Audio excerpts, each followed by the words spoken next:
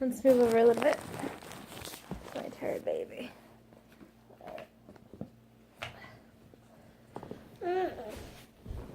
Look at this. Little quack counts. Come on, Squish. Little quack counts. What does he see? He sees one dragonfly. Little Quack and Little see one butterfly. One. Waving. Are you waving to them?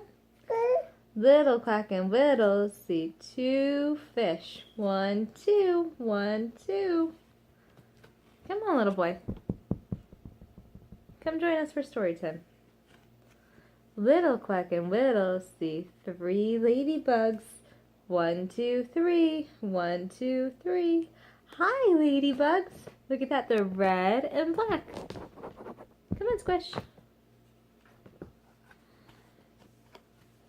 Little Quack and Little see 4 flowers. 1, 2, 3, 4. 1, 2, 3, 4. Those are violets. Little Quack and Little see 5 bees. 1, 2, 3, 4, 5. 1, 2, 3, 4, 5. 5 bees. 5 bees. Oh no. Squish. Little Quack and Little hurry past 4 frogs. 1, 2, 3, 4. 1, 2, 3, 4.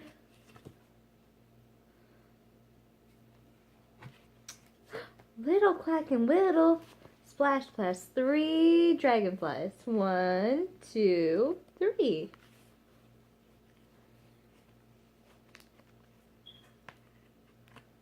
You gotta let go. You gonna help Mama turn the page?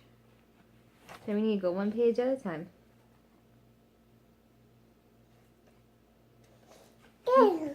Yeah. Yeah. Really? Yeah. Oh, yeah. Yeah. Oh. You tell Mama more about it.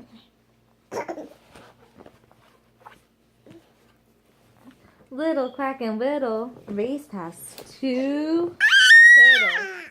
1, 2. Yeah, that's you. 2. Little Quack and Little rush to 1 Mama Duck. See, 1. Oh. What do they say at the end, Karina? Do they say home sweet home? Look. Home sweet home. Right? Because they're with their mama. They're home. How many chicks are there, Karina? 1, 2, 3, 4, and 5.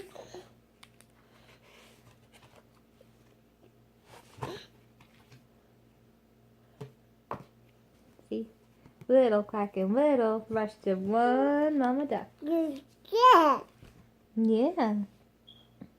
You see Little Quack and Little? Ho, ho, ho. Puppies are coming. Oh my. This book belongs to Minnie's best friend, Karina. One day, Minnie came running over to her friends in the playground. Guess what, Fifi? Is going to have puppies, she cried. That's great, Clarabelle said. Could I adopt one? Do you think she could? Like her mama and papa, maybe. I'd like one too, Lily said.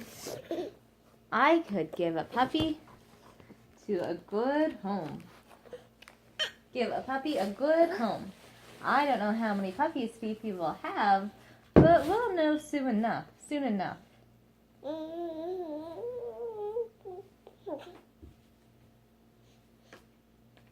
And the veterinarian thinks she'll have them in about 2 weeks, Minnie said. Come on, Karina. The girls went home with Minnie and took turns petting Fifi and scratching her behind her ears. Fifi basket looks old and ragged, Minnie said. She should have a nice new place for her puppies. What do you think, Karina? You want to play with that?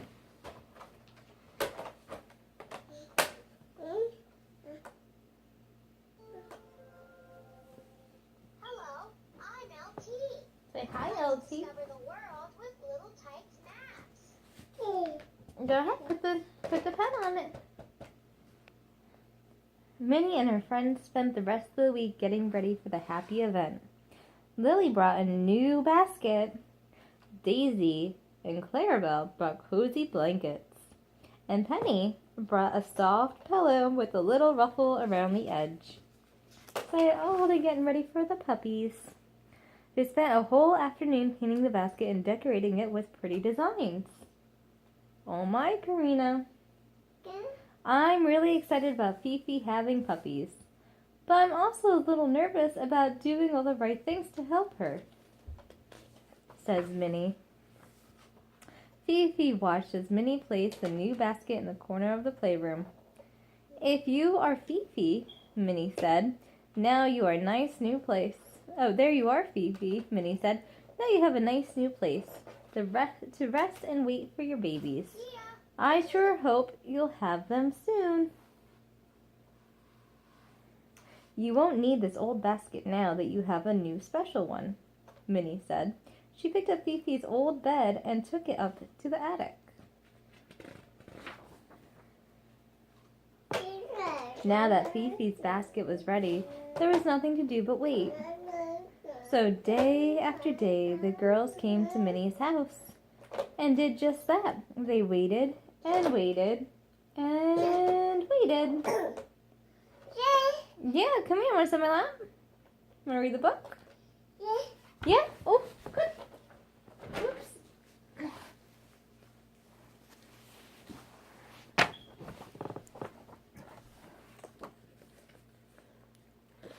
Time seemed to pass more and more slowly, and Minnie was getting anxious.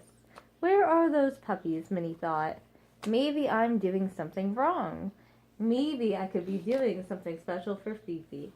Say Fifi has to ripen, and she's going to have that baby on her own time. Right? The next day, the girls decided to go to the library to look for a book about dogs. Minnie found a book that had a chapter about newborn puppies and their mothers. She took the book off the shelf and sat down to read it. When Minnie was done, Penny asked, well, why haven't the puppies come? What have we done wrong? Say nothing, they just have to wait. See what Clarabelle says. Clarabelle wanted to know what we should be doing, asked Daisy. Minnie laughed. What we are doing wrong is trying too hard to do things right. The best thing we can do for Fifi is to leave her alone. That is right. With all mammals, you gotta leave them alone to give birth, including humans. The next day, the girls gathered at Minnie's house. Where are you going? Don't you want to listen to the rest of the story? I have an idea, Lily said. It's a beautiful day. We haven't been to the park in 2 weeks. Let's go out and have some fun. That will take our minds off waiting for those puppies. Everyone agreed and off they went.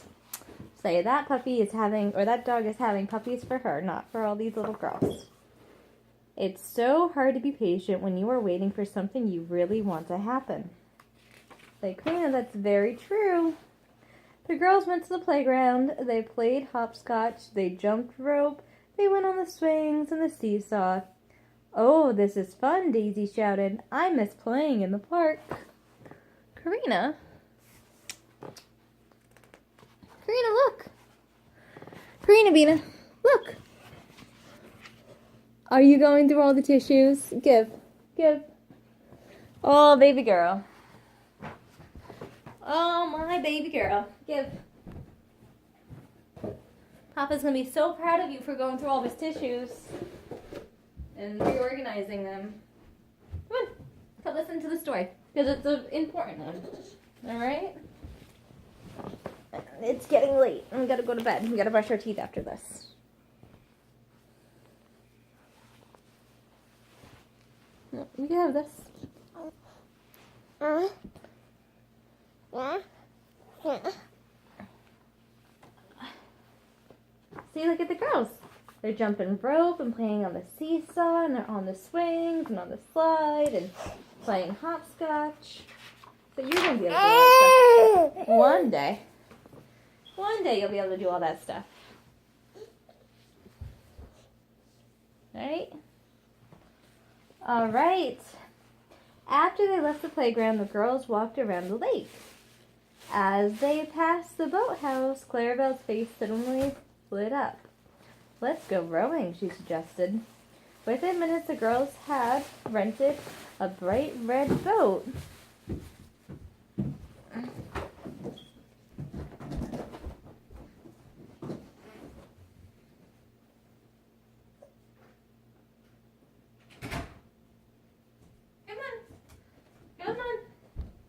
Come on, Karina Vina.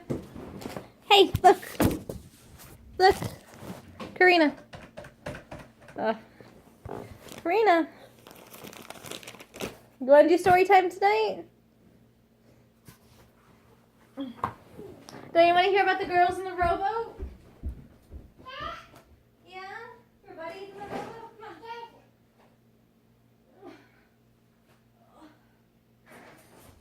on.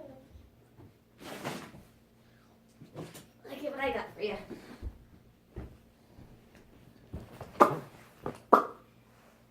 Ooh, Angry Birds. Papa plays Angry Birds. You have an Angry Birds toothbrush. They all left the playground. The girls walked around the lake, and they passed the boathouse. Clarabelle's face suddenly lit up. Let's go rowing, she suggested. Within minutes, the girls had rented a bright red boat and were rowing across the lake. Then they pulled up the oars and floated lazily in the water. I was just thinking about Fifi, Minnie said. I wonder how many puppies she'll have. I wonder what they'll look like, said Penny. What shall we name them? Lily asked. Honestly, when you have a baby, other people try to name your baby too. They try to tell you when you should have them. All kinds of things. When you're older, and if you ever want a baby, you could decide for yourself what to name it, when to have it. And it's no one else's baby but your own. After a while, Minnie noticed that it was getting dark. She looked at her watch. Oh dear, Minnie said. Come here. We've been out here more than an hour, she cried. The time went by so fast. We'd better hurry back home and check on Fifi. The girls rode back quietly and then ran all the way to Minnie's house. Fifi, Fifi, Minnie called as she opened the front door, but there was no answer. Now Minnie was really worried. Fifi was barking. Fifi wasn't barking or coming to greet her.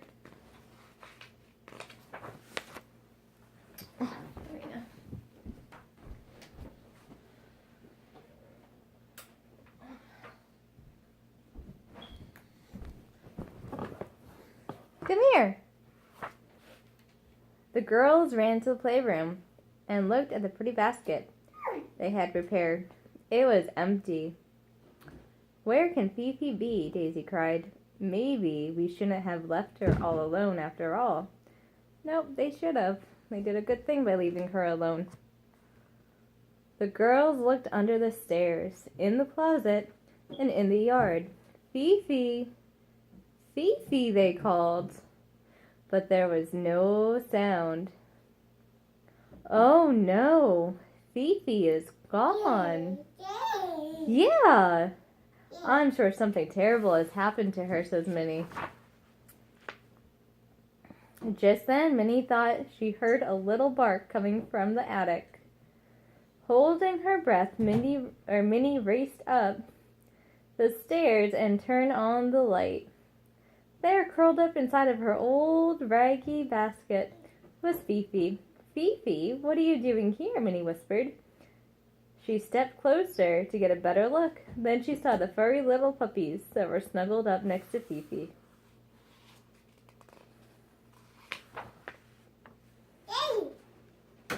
Minnie motioned to her friends to be quiet, and they tiptoed over to look at the new mother and her puppies. They are here at last, Minnie whispered. We planned to have a special basket for Fifi, but I guess she had plans of her own.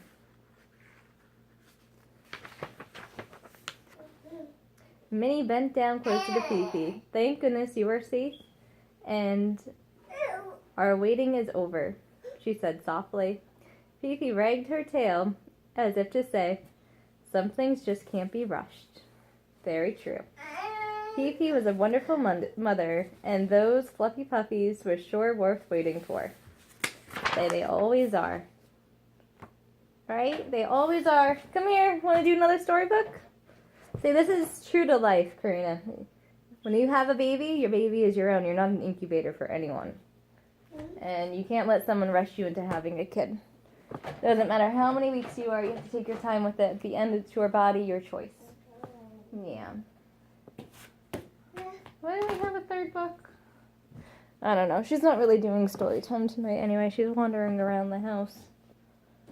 I thought I picked out a third book. I mean, we haven't actually read this book before. This was a cute book. And it's very true to life, too. This is a book I'm going to read to my daughter as she gets older. Because you honestly, whether it's a human, whether it's a puppy, whether it's a cat, a medically induced birth is not your best option in most cases. Squish. And, you know, if you tell someone your due date, they're going to be calling you and being like, no baby yet? So where's the baby? How you doing? Are you going into labor yet? It's like, the more people that know your due date, because it's not the date that you're due, it's an estimated date that they think that you're due. The more people who know that, the worse your labor is going to be, the longer it's going to be, the harder it's going to be. You don't want people to know your due date. You don't want people to know, you know, much about your pregnancy or anything like that when you're going through it, because people are nosy and they mean well, but they're really just pushy and they want things to go their own way and they have their own ideas inside of their own head. And, you know, the mother's body is the mother's body, and the body has to ripen in order to have a baby naturally. I personally had a natural birth, and I knew what I was doing when I got into it. For me, what I did for me isn't going to work for everyone. But, I mean, no one knew my due date. I didn't tell anyone where I was having my baby. No one was invited to my birth. No one knew anything about my pregnancy, really. I did not do a baby shower. If you do a baby shower, people are going to feel entitled to hold and touch your kid. And I did not want that because I'm kind of a germaphobe and protective, and it's my first baby, and as mammals, you don't touch someone else's baby. You don't touch a bird. You don't touch a monkey. Monkeys don't touch other monkeys. We are mammals. We are larger body mammals. Just as a monkey will not touch another baby, like another monkey in the tribe, because that's not their baby. It's instinct for us as mammals to not have other people touch our kids. So I didn't want anyone to feel entitled to my baby. I am not an incubator for anybody. So, you know, I didn't tell anyone anything that I was doing. I just, you know, I did what I had to do. I went through all my doctor's appointments. I chose my baby's doctor, her pediatrician, and stuff like that. You know, but very true to form, though. For me, I am not an incubator for anyone. So I did not involve anyone in my pregnancy or my birth or anything like that because it's none of their business. So that's what I did. If I have another kid, I'll do the same thing.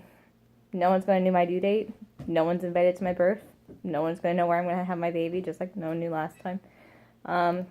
In that way, I'm a very private person because that's the way our bodies work. So that's what I did. And I had my baby at 43 weeks and 4 days, and I had a beautiful labor. I had a beautiful birth, and it was completely natural. And you know, I had this beautiful child that, you know, as you can see on the video, she's perfect.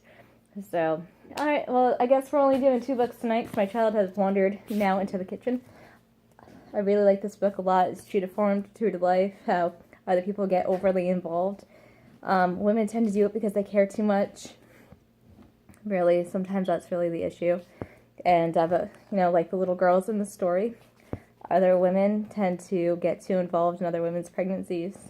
And that's why I really like the midwives, because they're hands-off yet hands-on, and they're awesome. They were absolutely wonderful, and I'm going to have my second baby with them again, because it's an amazing experience, and I would personally could have as many babies as I wanted. I'd have 10. So, I mean, I had a beautiful birth, beautiful pregnancy. It was just perfect. So, really, it was. And yeah, like I said, I didn't do any baby showers, any parties. Someone gave me a gift. It was because they insisted on giving me a gift, not because I asked them for a gift. Like, my sister got me the glider. My mom got me a co-sleeper. That was $200. Like, stuff like that. Karina. Oh, okay. She's okay. And, so, like, I didn't do, like, a baby shower or anything like that. I thought it was a waste of money, waste of time. Something I didn't feel comfortable doing anyway. And I gathered everything that my daughter needed from the bookshelf that she has. I actually put that together myself because I asked James to another weeks to put it together for me. And he was just busy, he was tired, he was sleeping, he was whatever. He wasn't able to do it, he wanted me to wait longer, stuff like that. So I put it together myself with Squish. He was my helper, even though he wasn't helping. And I gathered all of her clothes. A lot of it I found for free. And I washed it. You know. And it was awesome because I was having a baby and I found all this baby stuff. For Exerciser, I found a lot of the clothes I found. I'm still finding clothes. I have clothes in bigger sizes for her because I found clothes. People gave me clothes. My girlfriend Eva actually bought me my breast friend, and I used that for like the first 3 months a lot. My breast friend pillow. And you know, my girlfriend Eva actually gave me a lot of toys and stuff too for her. And she had all these toys, and she was like, do you want like all this stuff? And I'm like, this is too much, you know, I don't want to take all your toys. And, you know, I'm like, why do you have so many rattles? And I get it now. I'm like, why do you have so many clips? And I get it now. Like, you have to have a lot of rattles and a lot of clips and, you know, and stuff like that. And I've been collecting books for her. I got a lot of these books for free, and the rest of them are for 2nd Avenue. Say the 47, that's from 2nd Avenue. So, like, yeah, but you don't want people to think that they have rights over your kids. So you don't want to involve them too much. Because people are going to be like, oh, whatever. It's like, no, I'm the kid's mother. I'll decide what's best for her. You know, or any of my other kids that I happen to have. That, and I don't tend to trust people with my child, you know. I don't know if that's because she's my first and she's really defenseless and she can't harm anyone or do anything wrong, you know, and my kid can be high-strung, so I'd never be like, oh yeah, watch my kid, you know, because when it comes to diaper changes and stuff, she's gotten a hell of a lot better, but I still wouldn't trust someone else with my kid until she's walking, talking, and able to tell me everything that happens. My child is going nowhere, doing nothing without me, and that's just the way that it is. And the rule of our house is our child sleeps where we sleep. So my child will never do a sleepover or anything else like that. Senior year, I'm thinking about letting her go on her senior year trip. You know, if she wants to do that, because I think that that's a rite of passage. I didn't get to do that. And I might even chaperone if she wants me to. But, yeah, from 0 to 18, though, she sleeps where we sleep. You know, because I want her to be safe, and even a 7-year-old is completely just, like, defenseless. And, you know, they can't be by themselves, not without, you know, their parents. And the rule applies to every single child that I have. My children sleep where I sleep, they are where I am, and, you know, it's just the way that it is. And, you know, just like, I'll never have a baby shower, or I'll never invite anyone to my birth, or I'll never tell someone when I'm due even, or where I'm having my baby, because it's none of their business. So, you know, that's just the way that it is. Karina, you're hurting the plant, baby. You're pulling on the plant. The plant gives us oxygen. We want the plant to be... No, let go. Come on. Alright, come on, stop playing with that. Ready? 1, 2, 3. Whee! Whee! So yeah, but that's just a little bit of who I am and what I do and the way that I think. No one has to agree with me because everyone thinks their own way. And that's it for our update. I need to feed little boys fish, we need to brush our teeth, and we are going to bed.